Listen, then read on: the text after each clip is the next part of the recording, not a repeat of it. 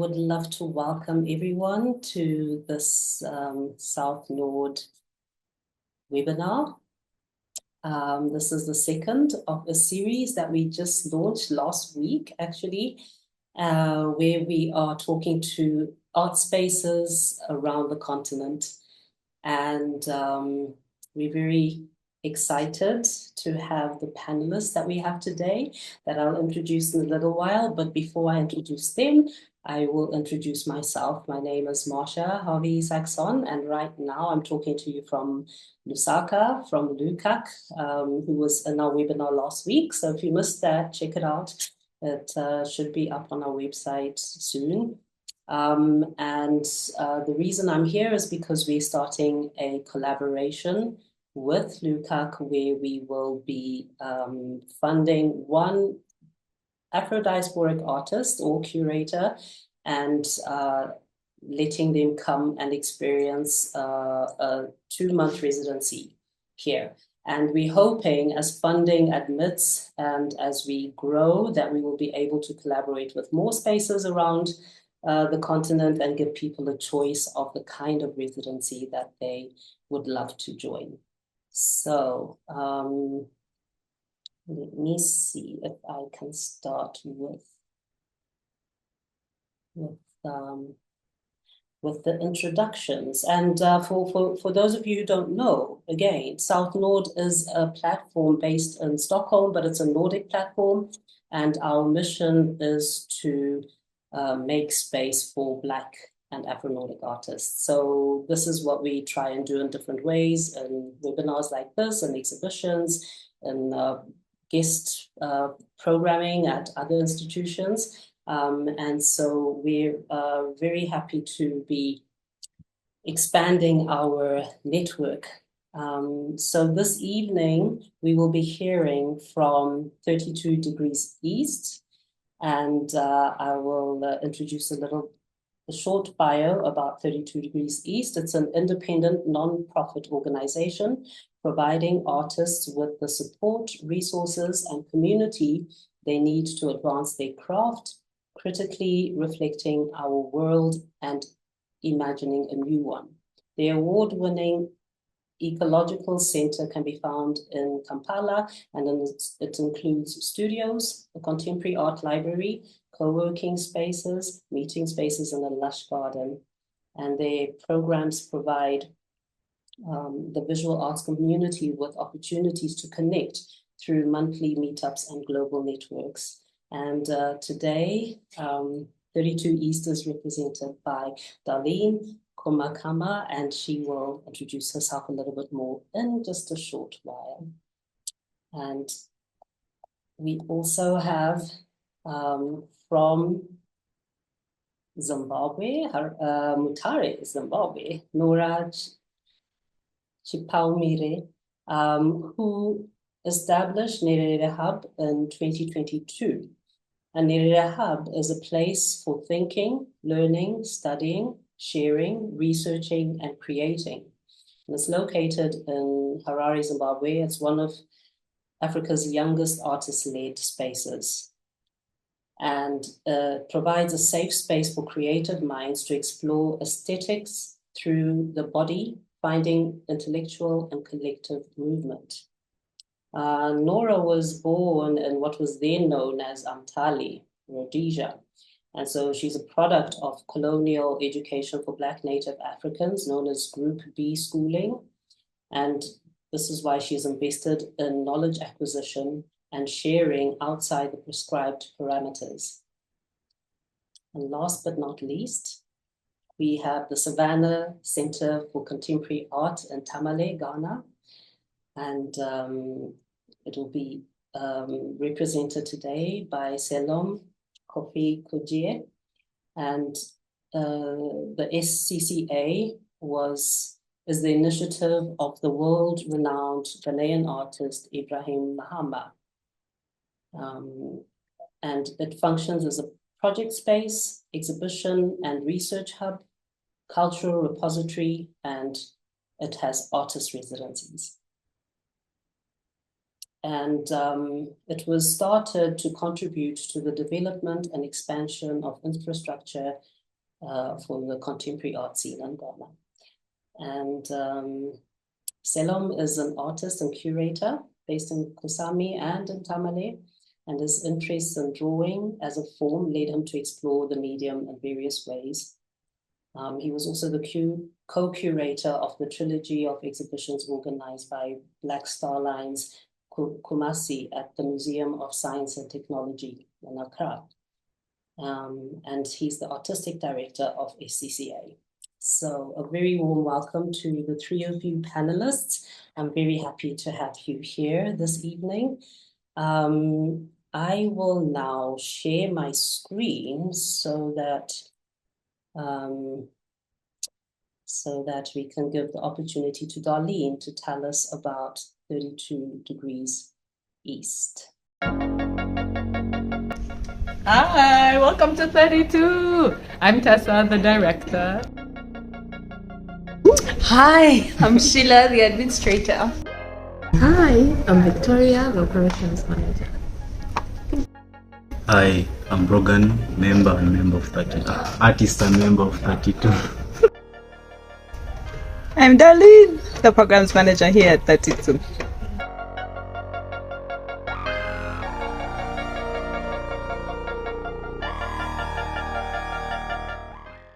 So, like said, I'm Darlene, the programs manager here at 32. 32 Degrees East, like you said in the introduction, is an independent arts center in Kampala, Uganda, that works to get our artists better sort of profile, get them into community. This is the most important thing. We call ourselves and are called the home of arts in Uganda. Personally, I was saying I'm an artist and I'm a photographer, installation artist, sound artist, I'm a DJ, but none of that would have happened without 32 Degrees as a resource for me in my own life. I've been a member of 32 since it opened, and I've taken part in the residency program and the Public Arts Festival, which I'm going to tell you about. So 32 was founded in 2011. We had our first public programming in 2012, and the residency program started in 2013. We started working out of shipping containers that were located on a sort of land in a sort of party area of the city, which is where we started residencies and started a public arts program called Cla Art, which we just held the 5th edition last year. So some of the programs we offer, we have a membership program, which the people who are members pay a nominal fee of 100,000 Uganda shillings a year, which is about maybe like $15 a year. I'm really bad at numbers, but it's not a lot of money. But that fee gets you access to the space which I'm sitting in right now, which has the only arts library in the city, which has computers with software which people use for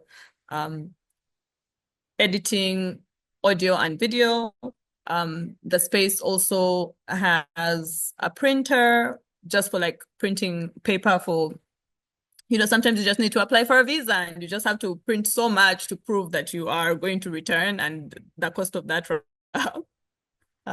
We also have 4 studios on site, which we run a residency program out of.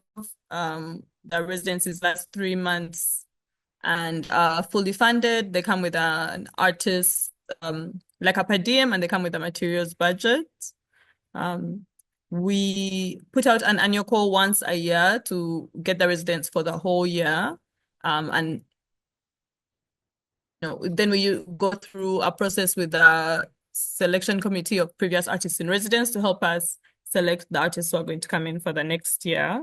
So we are going to have our next set of residents for this year coming in February. And this year is a little, we are in the middle of a construction project, which we started in 2020, in the middle of the pandemic. We bought the piece of land. But then in 2020, we could start construction. And then at the beginning of 2023, we moved into the first phase of construction, which is this room which I'm sitting in, which houses the library and also works as a co-working space. And also hosts a shop where we have products made by our members, stuff, art. Yeah, they're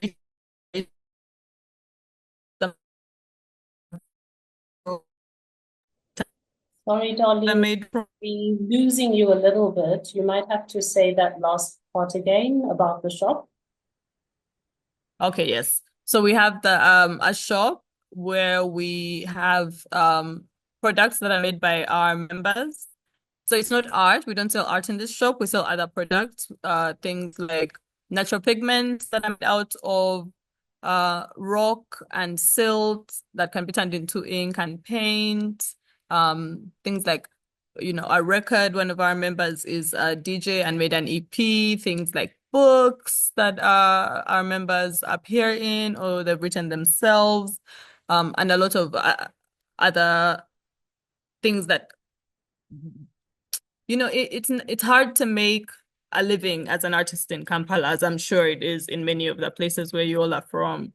And it's very important for us to be a space where people can find the support that they need, right?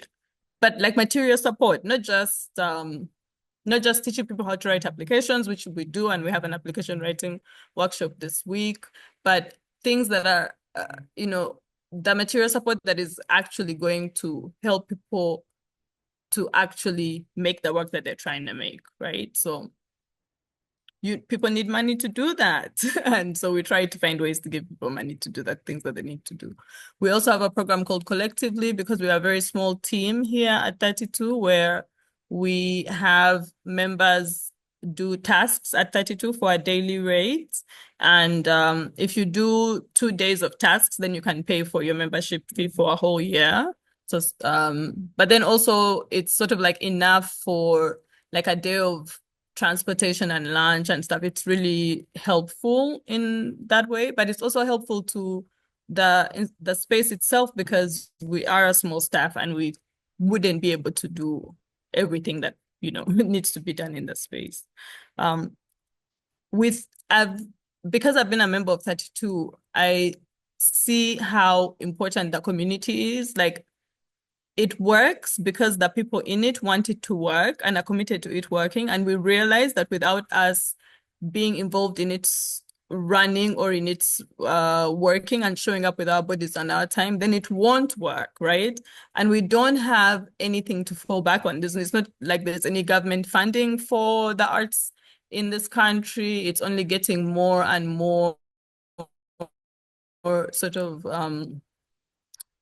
what's the word? Like suppressy. Forgive my English. It's the end of the day here. And the English is wanting to run from the head. But so it's not the most comfortable environment in which to make critical work, because there's so much to be critical of. I mean, living in a country which is basically sort of like an autocracy that has really clamped down on speech of any kind, free or not.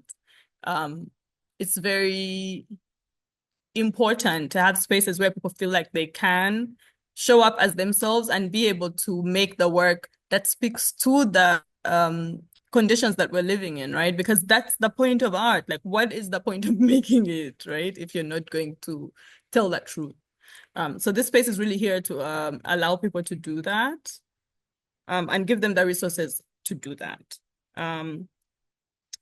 One of the other ways we do that is we're part of a few networks, including this one called Arts Collaboratory, which is a south to south network of art centers in Central and Latin America, on the African continent, and also in Asia.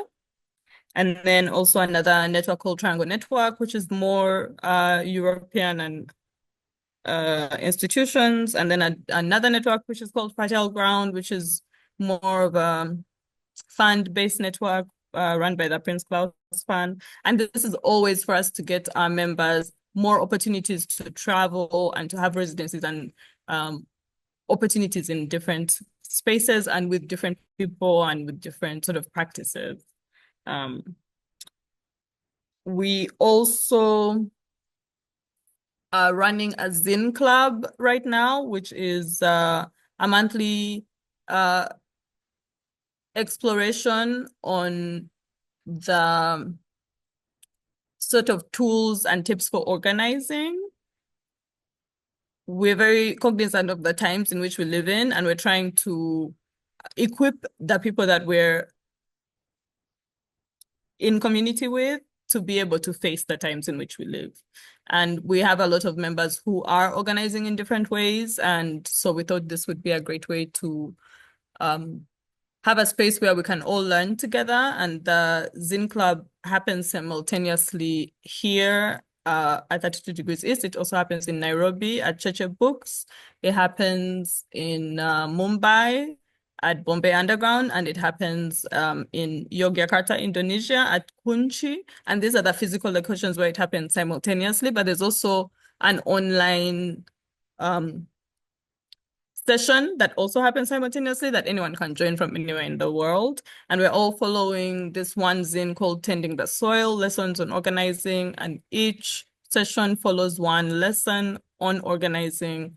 And the next one is on Organizing with Kindling, which talks about how you turn small movements into bigger movements by focusing on the people around you. Maybe I'll put a link in the chat and I invite all of you to join. I feel it's very urgent times. And if you are also looking for a place where to feel like you're doing something, this is one of those places. And then I guess the last thing I really want to talk about is our construction project, which I talked about briefly. We did phase 1 of the construction, which I told you had this room that I'm sitting in, but also had 4 studios. And we're going into phase 2 of construction from next month, which is going to add 2 more studio spaces. It's going to have apartments for the residents to stay in. It's going to have a gallery, office space, library, a shop for a shop like we have for artists products, also for equipment, for supplies, right? Because it's very hard to get like really quality paints and paint brushes here without like paying an arm and a leg. So we're hoping that being able to maybe buy things in bulk will make things cheaper for our members. And then, yeah, we're very excited about it. So our next residences will actually be on a construction site. Our residents will be working around the idea of being on a construction site. What does that mean, in terms of like building community, building a building and building community, and building a building for building community is a lot of what the residents are going to be exploring. So we're very excited for that as well. I think I saw someone ask if our residences are mainly visual arts, and yes, they are. We've had some people make maybe like experimental films or maybe sound, but it's usually within a larger visual project. So maybe like an installation for which they will make a few of these. But the residencies are not very result-based. The point of the residence is to really give people time to explore and experiment, because that isn't time that is afforded here. Like I said before, people really, you have to try and make money in this city. It's not a city you can be in without having money. And to have the time to just think and make it's a luxury. So that's what the space offers. some funding and some freedom, some like time for you to think.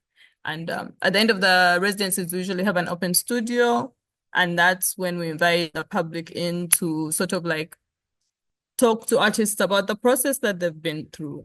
And those will take different forms. Some people will just have a desk out and like maybe they are notebook and we'll talk about all that thinking they did in the 3 months, but some people will be extreme and have like a concert because they've turned the whole studio into an aluminium box.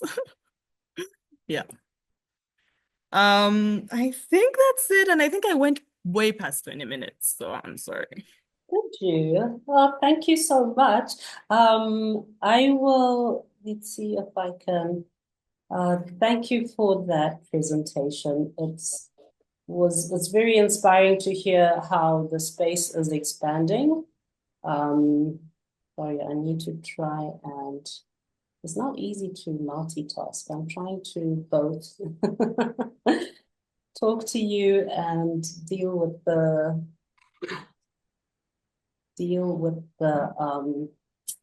tech, but it sounds amazing that you are not stagnant, that the space is expanding, that these new studios and accommodation and library and the art supply stores coming in, it sounds like you're almost building an ecosystem for artists. And it's quite amazing that that's something that, you know, is done by the strength of the community, that this ecosystem isn't provided by anyone, the government, as you said, or someone outside.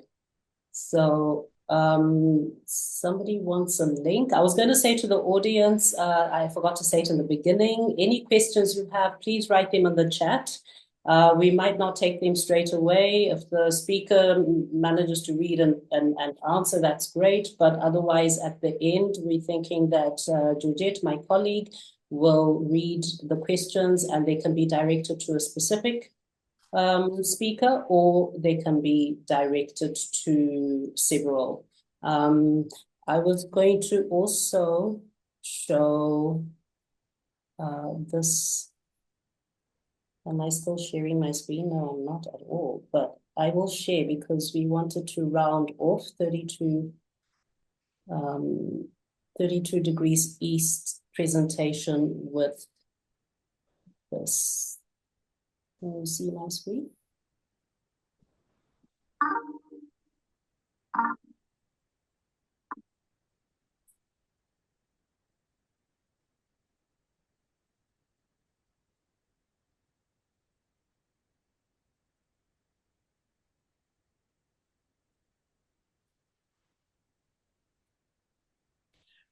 I'll just give some context. This was the launch of the phase 1 of the building.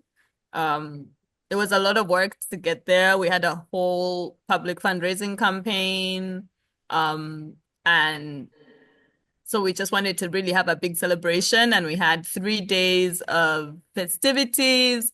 We had architecture tours. We had previous artists in residence perform. We had a Swedish Ugandan musician come and sing live.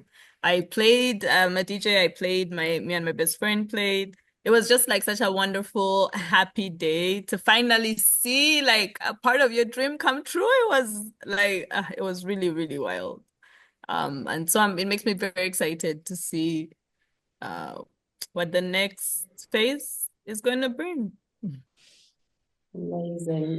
The building looks amazing. Can you tell us a little about the building process? Was there a commissioned architect, and how did that happen?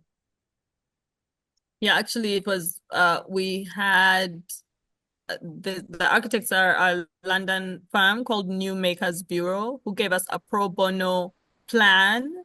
Without it, we would never have been able to build, because with that plan, then we could start fundraising, because people were like, okay, you're actually going to do this. You have somewhere to start. So yeah,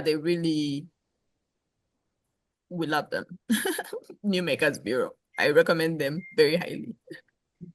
But then they also worked with the Ugandan architecture and building firm called Local Works, who adjusted the plans a little bit to work for the city, and then also built us this incredible building. Come and visit. We will. We can't wait. We can't wait. So if you don't mind, I will maybe let it run to the end, and then we can switch speaker.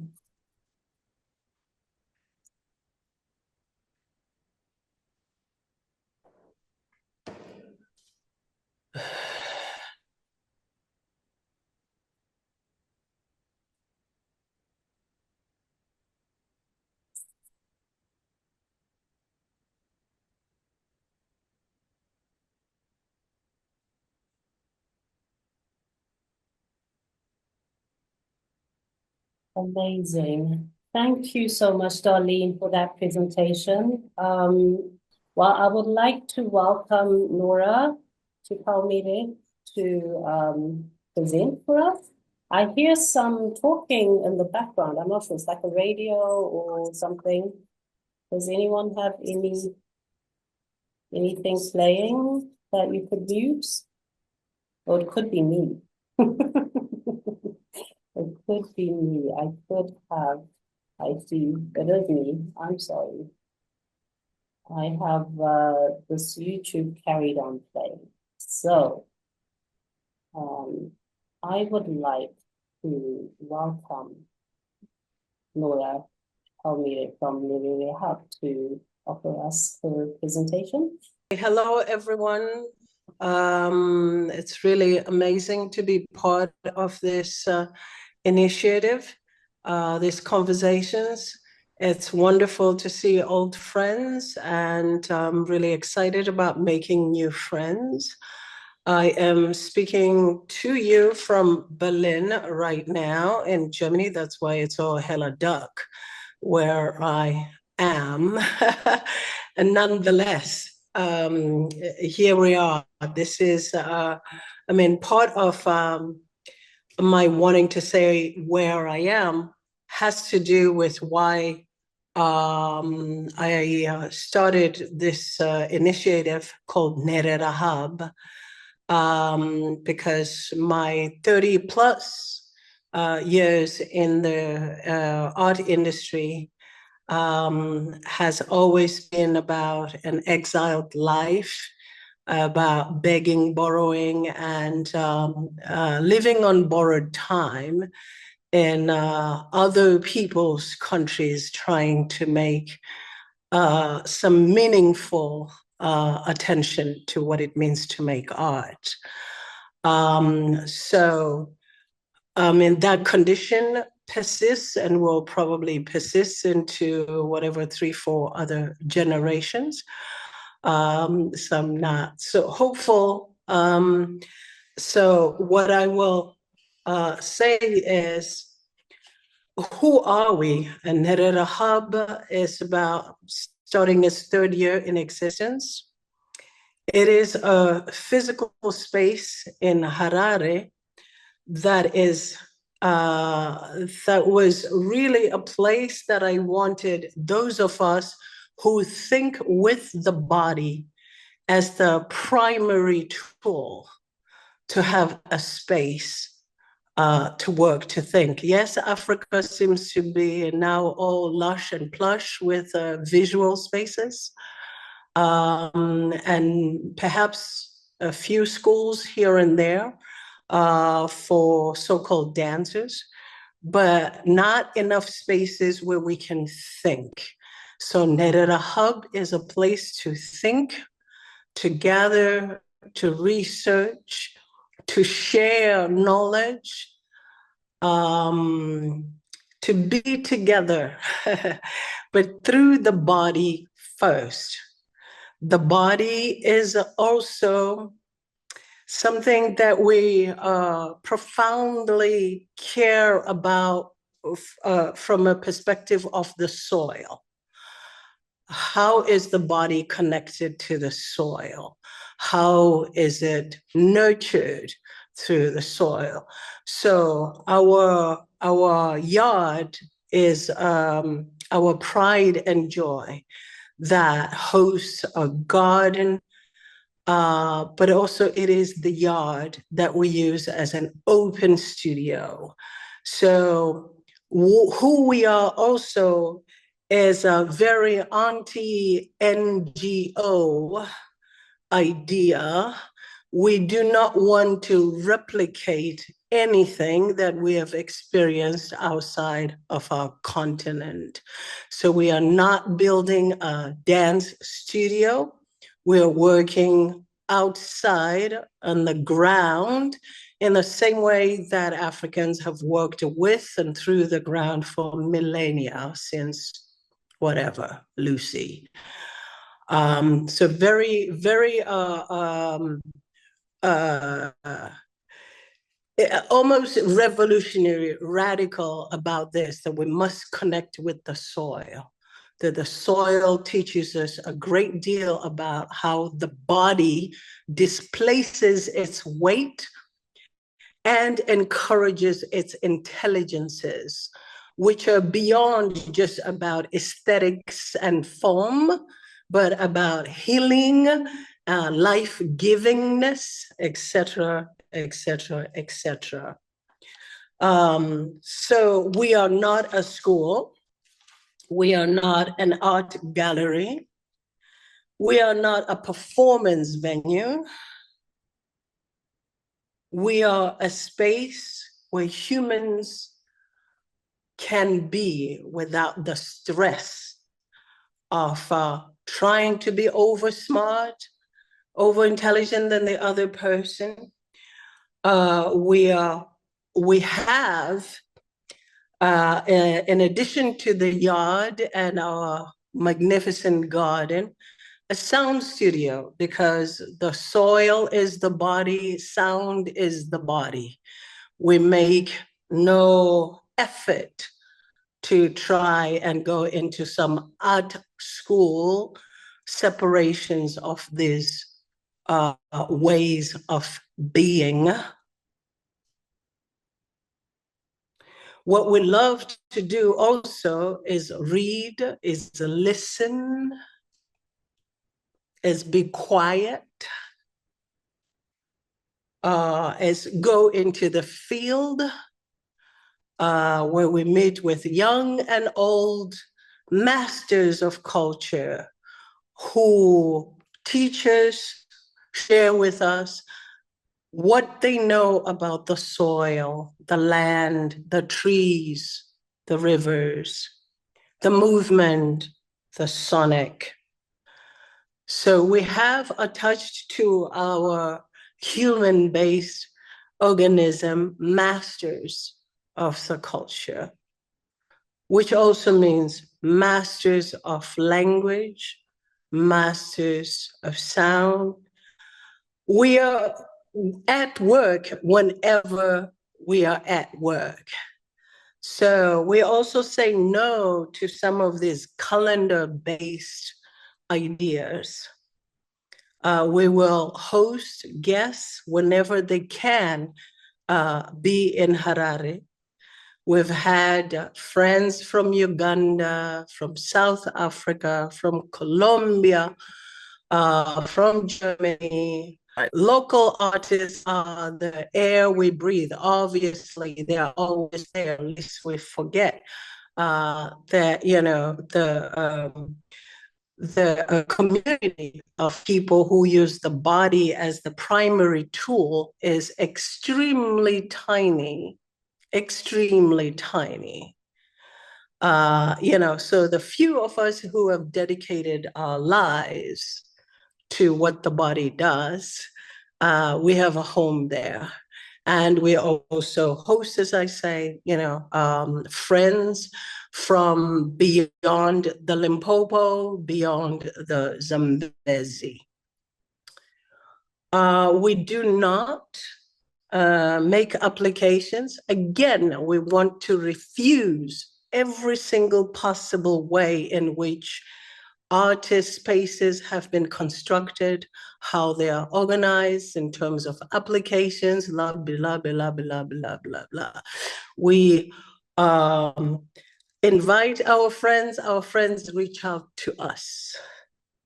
So we know that we're in it not for extraction and certainly not for a safari in Zimbabwe. Our lives are already completely complicated by how our economies run, how our power systems run. We know we don't have infinite supplies of water, for example. So we are not going to flood our yard with 100 people for whom we cannot provide good, clean water, and our plumbing systems will not work. We also know that we cannot have billions of people exhaust our solar-powered, fragile infrastructure. So we're very careful that we want friends who are in this anti-colonial space with us. We're not in it to make money. There is no entrepreneurship other than we have amazing books, which have been a lifelong collection of mine, designed for the Black African artists for whom the body matters. And also, we ask all our guests to bring at least one book that they believe is essential for that African child. Yeah, do not bring us Encyclopedia Britannicas, just, you know, stuff that you can find anywhere else. Why should this book be in an African child's hands?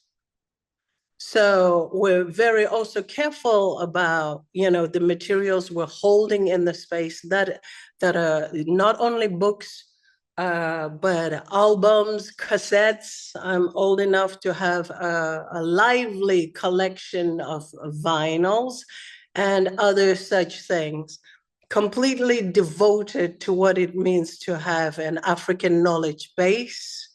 And as Marcia introduced me, you know, I am a product of colonial education and ready, set on the go to help others understand who they are, what they are, when they are, without necessarily leaning into Eurocentric or European or North American, whatever inspired ways of being. So I don't want to take up too much of anybody's time, but we have a library, we have a sound studio, we have a space to work outside with the infiniteness of the skies. We have a fabulous garden to nourish our bodies. We do not take applications. Everything is by conversation and invitation only. And you must know why you want to come to Zimbabwe.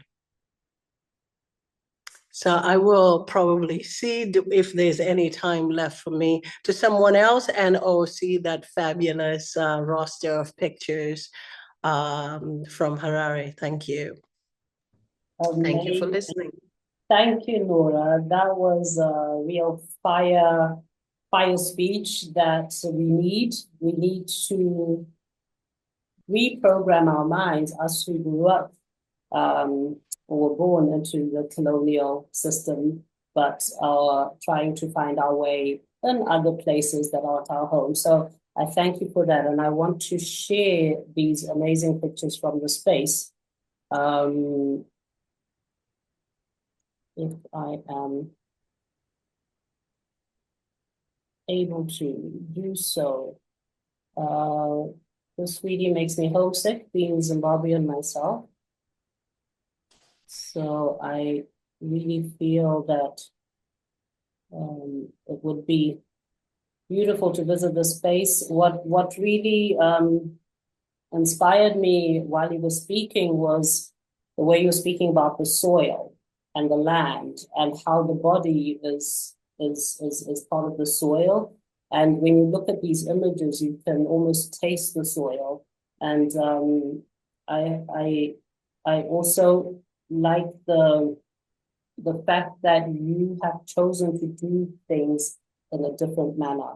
And there's something to be learned for all of us about that, doing things or constructing our organizations, our initiatives in a different way. So I'm really inspired by your presentation, and Thank you. look forward to coming. And I wanted to ask you, because you didn't really speak a lot about yourself, but did you learn movement and dance and get grounded in your body before you left Zimbabwe? I grew up moving, so I was always in my body. Yes, but I'm an experimental, conceptual thinker, maker with a body. That perhaps was always part of my nature. However, some adventures outside of Zimbabwe led me to focus and think deeper of what the body could say, how the body could write, that wasn't steeped in traditional classical Shona forms, for example, and all European forms also, for example.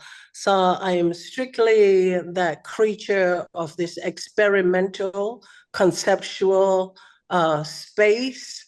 Some folks like to think of it funnily as contemporary. Whatever, that space of the now, I'm very much a product of urban African spaces and the much rigor and aesthetics and forms that those spaces give us. So yeah, I am invested in thinking with and through what doesn't already exist, what's not prescribed, what's not a precedence. However, it is also super, super important for some of us who are proper children of the colony to learn our language. You know, some of us were not allowed to speak Shona as coming up in Rhodesia. So the forays into the field and the work with the masters is to reclaim that part that was neutered by others. Thank you. Wow, so true. I recognize myself. I was born 75, so 10 years after you, but I still, even though I grew up in Free Zimbabwe for most of my life, I didn't get to learn my mother tongue, which is, or I do know it, but I don't know it well enough. But I was going to ask Gigi, do we have any direct questions for Nora that we can bring up right now in the chat, or do we carry on? Okay. Okay, amazing. So I would like to now invite, and I see Amelia is putting some links in the chat. So anyone who's interested in contacting the hub, like Nora said, reach out and know why you want to go there.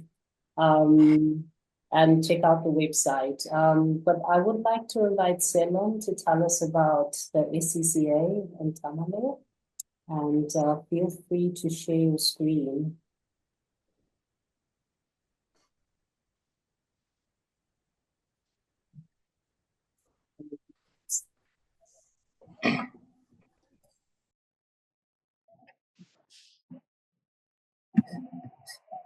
Hello everyone. Okay. Thank you everyone for inviting me. It's a pleasure to be here. And can you all hear me, by the way? All right. So,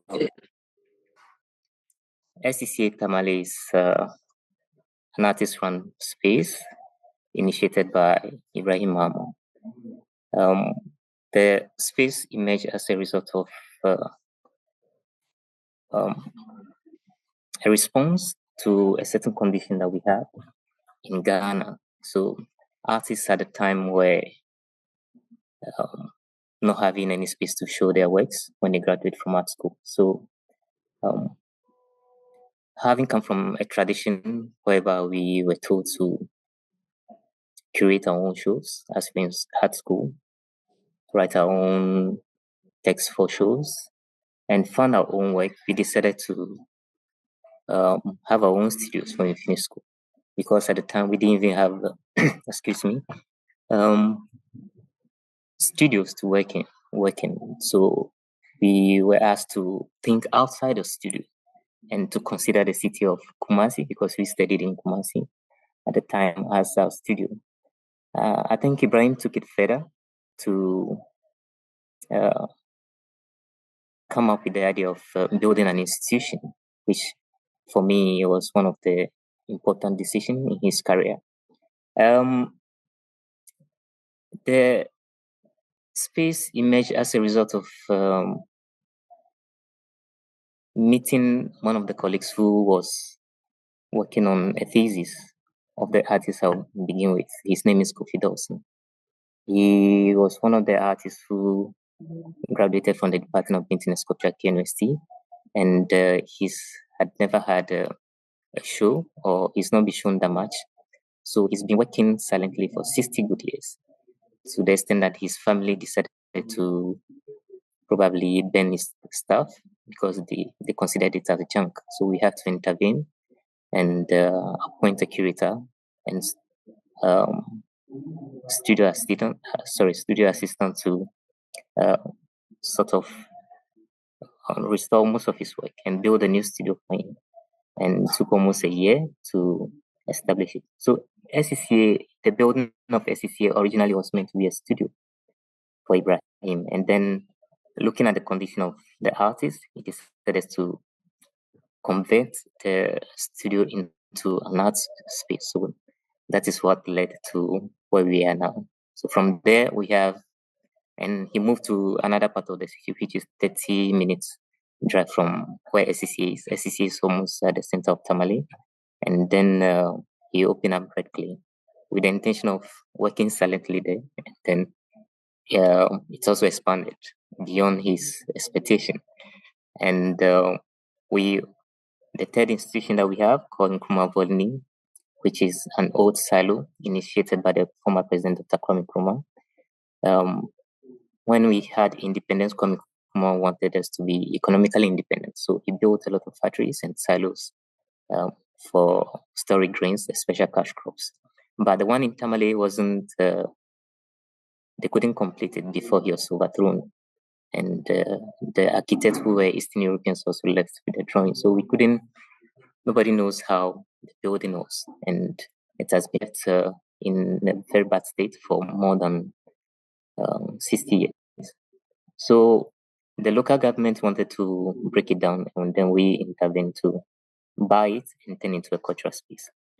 Currently, it's not active because we are trying to renovate it, and so yeah. So yes, at the bottom of what we do is the idea of intellectual emancipation, and then as well as economic emancipation. We live in a region, the northern region of Ghana, that is quite impoverished and with a very difficult weather condition. So not many people would like to stay here. The temperature is around 35 to 40, depending on where you come, and maybe around 25 degrees sometimes. Okay, so if you're coming from the south of Ghana, coming to the north of Ghana, it's a difficult situation. And sometimes when we meet guests that come from different parts of the world, maybe around this time, a lot of people are coming from winter. So when they come here, it's a different situation. All right. enough of that. So let me start with the exhibition of Kofi Dawson, in pursuit of something beautiful, perhaps. We have to. He made a lot of paintings, sculptures, and then as a modernist paint artist, he also dabbled a bit into contemporary art. So we found it interesting to show his work. We are focused on pedagogy as a form and also as a tool. So, and also being interested in intergenerational conversation, we usually tailored most of our programs towards education and so on. So we work with various levels of education from primary, junior high, secondary to the tertiary institutions. So yeah, if we have exhibition, by the way, the institution is solely funded by Ibrahim. So from the sale of his works, so he sees this as a gift to the community. And that's because the money that comes from the art world is already somehow tarnished. This is not about money cleansing anyway, but it's about giving back to the society. So so we invest a lot of money, or we try to get students from different parts of the city to come and see the exhibition and participate in the various workshops that we do. So we have to pay for their transportation and their feeding, so on and so forth. Yeah. So this is Kofi Dawson. He's late now. He sort of guided the workshop that we had at the time. This was meant for primary school, and then we had junior high schools at the time. And the next exhibition we had has to do with working with two sites. This is Reckley, 2020, by the way. And that was during the time of COVID. So COVID just ended, and we had this show, Ekutia Blindfolding the Sun, a Political Peace. Another retrospective, because we felt that retrospectives are necessary for a certain art historical foundation for what we are doing, because we have to write our own histories. But there was the time that Ghana wasn't on the map, on the outward map, and so you can barely learn or see anything from Ghana on the world stage. So we have to do a lot of retrospective. So we decided to, block 10 years for retrospective. So this is another artist, Ajima said, that also graduated from the Department of Paintings and Sculpture in the 90s. He had his MFA in the 90s. Yeah, so this was the space at the time. I'll be running through quickly because I have a lot of images and I don't have much time. Yeah, so he had sculptures, paintings, and also an animation that we projected on a large screen. Yeah, we had workshops with senior high schools, and then this is the third site, Nkrumah Volny. We opened this one too. This is a space with the exhibition of the exhibition titled Diagnosis of Time, which is a collaboration between SCCA, Reckley, Nkrumah Volny, and then Arrows Museum. So this show had one that happened in Arrows, which is titled This is Not Africa, and learn what you have learned. And the version in in Tamale is A Diagnosis of Time, and learn what you have learned. So we had a lot of video works from the institution, and also we invited a lot of artists. This is the basement of the silo, and then this is SCCA. It was multi-sided. SCCA, Red Clay, and Nkrumah Volny. So this is just work, a Danish artist. And funny enough, this is the residency space. At the time, it wasn't finished, so we have to. The artists were demanded you have to break part of the wall, so we have to break the wall for the work to be shown in the space. But now it has changed. We have transformed it. It's now a living space now. Yeah. So this is Nkrumah Volny. The subsequent, we also have another exhibition with the gallery building also the three spaces. This is the basements of the of the silo in Nkrumah Colony, and then one artist occupied it and found a way to make use of it. That space is a bit poetic, so if you engage with it, you have to find a way to work with the space, or else it might swallow your work, or it might be too loud for it. So within this space, you don't use much light because there are bats living in the space. We're also interested in interspecies interaction. So they were living in the building before we came, so we don't have to sack them. Of course, we disturb the ecosystem a little. We have to pump the water out, and so on and so forth. Yeah, if I want to speak about it, it takes us so much time. So this is SCCA another time again. Red clay. This is workshops with kids in the neighborhoods. And then we have another traveling exhibition from from Tamale to Lome, to Benin, to Lagos, and then Lusanga in Congo, as well as Durban in South Africa. This is curated by Azum Wabo, which is a traveling exhibition. And then we have later on we have other works.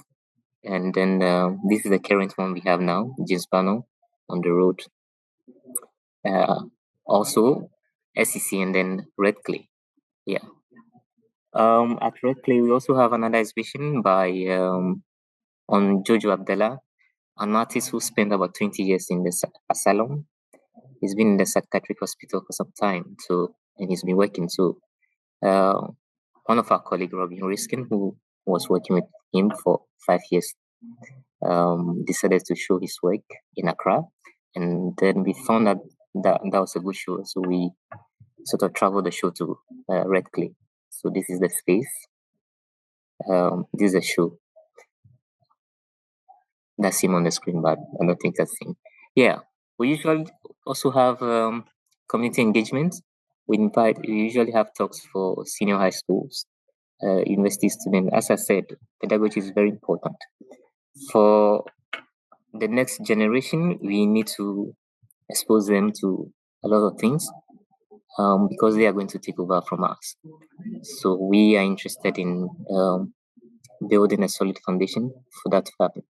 We need more curators, we need artists, we need writers, we need new directors. So they will be coming from this pool of students. And of course, our aim is to expose a lot of these students to art. Probably they might not be interested in arts, but they might be policymakers in the future. So anything concerning arts, or even there's places that they won't even give you the freedom to operate as an institution. So if you are, having gone through this stage or experienced arts at a young stage, being in a certain position later, we hope that certain decisions favor the artists. Yeah, so we usually have guests, schools visiting us all the time, and we have colleagues who take them through the institutions. Yeah, so we have to find a way to break things down for primary student, scale it up to junior high school, senior high school, and then how do you call it, university student. Yeah, so we have so many. Excuse me. Yes. This is the Parliament of Ghosts. Reckley has it's a complex of studios. We have a lot of compartments in the space. The aircraft is used as a classroom. The trains that are salvaged from the Ghana Railway Corporation now turn into company, because most of them are being sold, and then we have to salvage them, and then they'll be turned into accommodation, classrooms, library, music studios, and so on. Yeah, so the ideas keep evolving as we are working. Sometimes it's also based on the fact that the way people use the space, and through conversation and interaction with the guests or visitors that we have, we sort of expand the program or the institution. Yeah. So this is the Parliament of Ghosts. It has nothing to do with any mystical connotation, but just that ghosts are things that informed us. We think of ghosts as ideas, possibilities. They don't have any shape or form. So art can take any form. But at the same time, ghosts can come from the future. Ideas of things that are discussed can later come meet us in the present later on. So yeah, this is on my left side. This side is how do you call it? The greenhouse. We are interested in growing our own food. This is our experimental, by the way, because we want to sort of find a way to work with the local farmers and certain traditions that are dying out. We want to find a way to revive them, and so on and so forth. Yeah, another space. This is a museum of archaeology, but now it houses one of Ibrahim's work. Yeah, as I said, the inside of the aircraft is turned into an art classroom. So you have workshops in them, and so on and so forth. Drawing class as well as drone flying classes for kids. Yeah. So we also have outreach program that we go to schools in various communities, and then also teach different things. It can be drone flying, drone flying, or art projects. Yeah. So we also have programs like PC building that involves working with the hardware of a computer and building it from scratch, and then dismantling it again and building it again, so that we are not.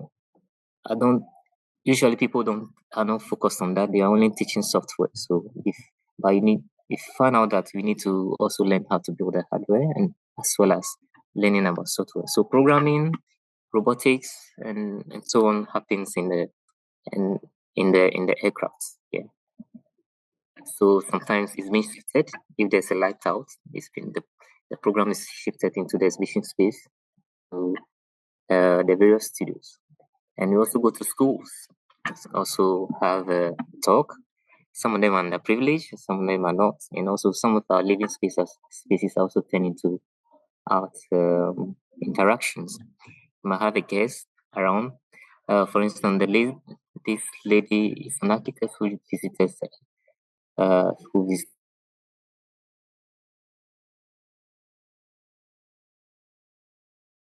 different professions that are beyond medicine and law and so on. Yeah. Yeah. So this is Red Clay at the moment. Not even at the moment. This is 2022. So Red Clay has changed from there because the greenhouse has changed, and then we have new trains and so on. Yeah. So basically, that's it from our side. In terms of the residency, it is at the experimental level for now. We haven't. We don't have a very clear defined how do you call it? Clear defined structure for it. We believe that we want artists to come and visit the space, to be inspired by the space, inspired by the city of Tamale.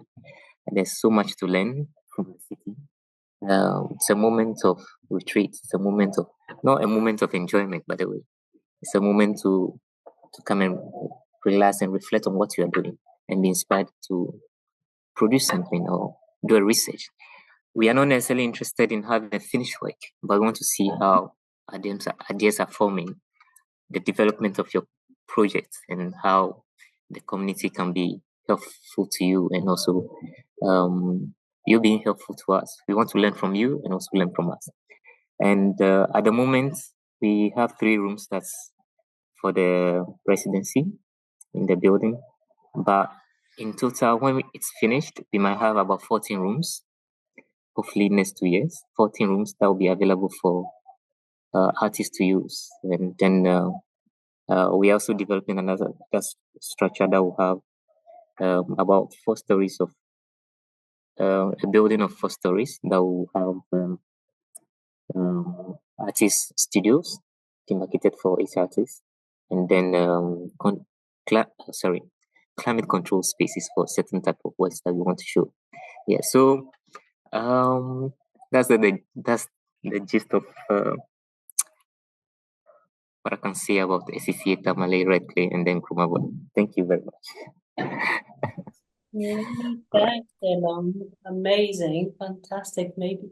Thank you so much. That was truly inspiring to hear that Ibrahim has gifted this to the community, that he's funding it from his own pocket, and that there's such a focus on the kids and the next generation. I like how you were talking about that within these children who are listening to the presentations or seeing the exhibitions, there you have not only future artists, curators, etc., but you have policymakers maybe. You have people who will end up in all walks of society who will remember the experience that they had, hopefully a powerful and lasting experience that they had with the art. So I find that truly inspiring that, the centers, the three of them, they're not only focused on what's happening within their four walls, that you actually do a lot of reach out and that you're out in the communities engaging very actively and especially actively with the coming generation that is, our future really. I wanted to ask, I don't know, you maybe said it, but I must have missed it. So we have the SCCA, red clay, and Creme Volini. Do they have different profiles? Like, is one more for photography, one more for art or like sculpture, that kind of thing? Or I'm just thinking of people who might be interested in coming to visit, that if they have a certain kind of practice, are they certain spaces that are more suited to certain practices? Excuse me, I need to charge my machine. Sorry. No worries. No, each space has a different character in terms of the way they present itself, but they can house any type of work. Usually, we prefer that artists come, though if artists are interested in the space, I can give a brief description of the space, but coming to see it for yourself will help, because there are certain works that will do better at SCCA, there are certain works that will do better at that will do well at Nkrumah Volini or Red Clay. Nkrumah Volini has this kind of like it's more like a dungeon. It's more of has this kind of has a brutalist architecture. Yeah, Red Clay is basically made up of bricks. I'm seated there. I was inside, but the internet wasn't stable, so I have to move on. So and then it's because of the weather, we have to find a way to design the space in a different way. So bats and birds flying, owls flying from time to time, and that means that the kind of work that we show over here might not be necessarily if you have to consider elements of maybe dust and other things and bird poops and so on. Yeah, Ibrahim's work has that aesthetic. It's sort of wears down as time goes. So probably it doesn't need much care. But SCCA is more like a white cube. So when you come there, you want to show work, maybe photographs, paintings, and can be shown over them. But at the same time, we sort of experiment with the space. We had plants growing in the space some time ago. We covered the whole floor. It's about 70 feet by 80 feet. We covered the whole floor with clay during Ajimov's exhibition and so on. So depending on the exhibition, the type of work, we can work hand in hand to sort of find a space for the program. Usually, retrospectives are for SCCA, and Red Clay has more spaces, so we can experiment in those spaces. Yeah. Amazing. Thank you for that. I'd like to touch on something and I don't know, maybe pose it as an open question to all of you three. The idea of building or thinking holistically is something that I have picked up in all your presentations. Both you, Selam, and Nora, you talked about food, the soil, and just thinking about the entirety of the body, mind artist. Also the ways in which people can make their work and how it can be received and how they can maybe not so much for Nereha, but make a living in a way, but also what the spaces are doing for the community, right? And how careful you are in thinking about what the space, the context of the space. So I think my very general kind of question is, when conceiving these spaces, how and why did you arrive at the conclusion that the holistic approach was the important or the right way of doing things? I don't know if anyone wants to jump on that. Okay, since my mic is, yeah, for us, we started from the idea of indifference. So we are indifferent to so many things: sexuality, race, gender, and then medium specificity. So, or discipline oriented. We are interested in cross-fertilization, so or what people call interdisciplinary of disciplines. So we are artists that are responding to our condition, and the condition in Ghana is that, or even in the global south, is that food has become a contextual space, and it means that your DNA is being transformed somehow. GMOs are coming, we can't intervene it. We are not saying whether it's good or bad, but as much as we don't want to be wiped out.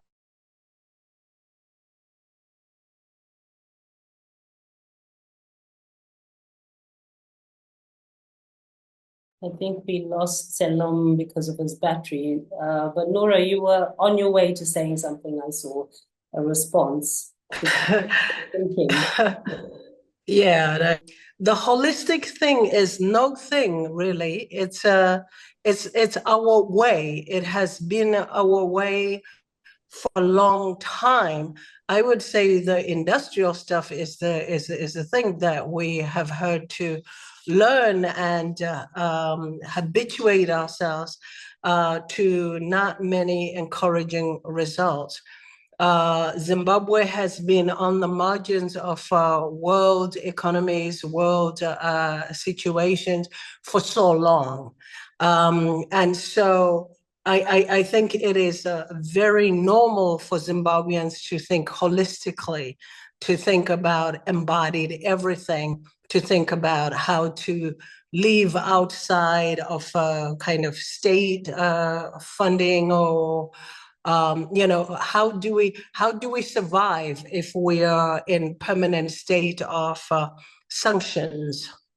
So I think for me and my team in Harare, it is our context that is specifically asking us to work outside of this non-government, non-sort of global, none of this we-ness, or some universalities that are untrue to our context.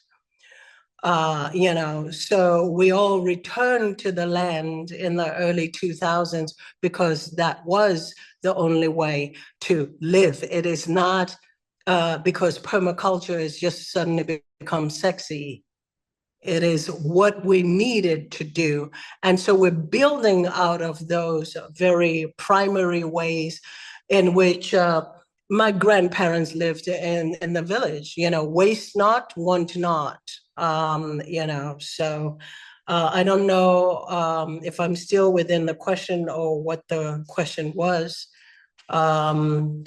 Yeah, but I think it does us a disservice to say, to speak about this embodied practices with nature or with the soil as if they are issues that are somewhat new or, you know, of course they're trending somehow, people get funding for that, but these are just normal ways to think about, you know, how we can live. And if we are really committed to the global South and anti-colonial kind of situations, we need to big up our own practices, which continue to live. They haven't disappeared somehow into ether because people live in cities.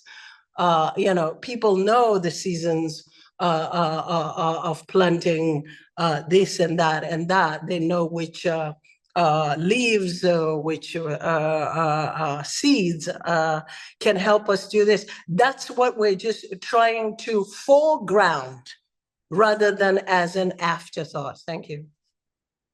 Thank you for that response. And I'm glad you brought up these practices and knowledges that haven't disappeared, that they are there, and it's up to us who maybe have lost touch with those knowledges and practices to tap into them or to find others to ask, etc. Darlene, I don't know if you had a response to the holistic thinking and how 32 degrees east looks on that. It's you know, it's really great to hear Nora and Selim speak, because it's the same thing for us, you know, we're rooted in our context. 32 started because artists were siloed. I needed community. And then we came together and then we're like, okay, now we're here. What do we want? What do we need? And this is a space that is responding to what its members need, while also trying to, you know, encourage that critical thought that we're always sort of like very, like that's one of our tenets, you know. Because yes, like everyone has said, we are in very critical times. There's critical, urgent times, and times that are not of our own making, but that we are the ones who are suffering the biggest consequences of, you know, times that are, you know, Nora talked about us being on the margins, and I have been wondering lately if that hasn't been an advantage in the end, right? Like we are primed for, you know, like dystopia, whatever these I don't know, these global north countries cannot live with, you know, you a few hours without electricity and like, oh my God, everything is ending, right? But this is how we've lived, right? Like this is how we've made, this is just how we've been. And to make space for art making, which is literally living, right, is how we make life, you know, is how we make love, is how we make community, is a very important thing for us. But yes, it's all been very rooted in context and in listening and in learning really together as a community. Even though it's quite like a labor intensive and slow process. Well, I applaud you all for putting in the effort and the labor required.